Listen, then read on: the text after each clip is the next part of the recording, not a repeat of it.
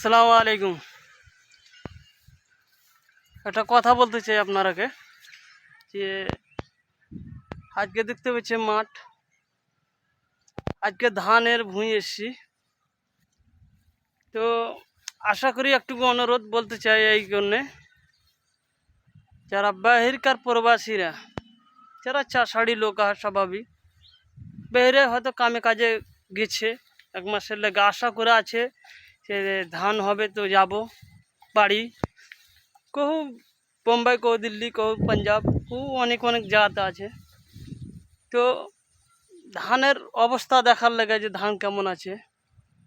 তো ধানে মোটামুটি থোড় নিয়েছে, আর ধান অবশ্য আল্লাহ রহমতে ভালো আছে। তো যারা বাহিরে দেখতে পাওনি, তো আজকে দেখে নেবেন ধানটা কেমন আছে।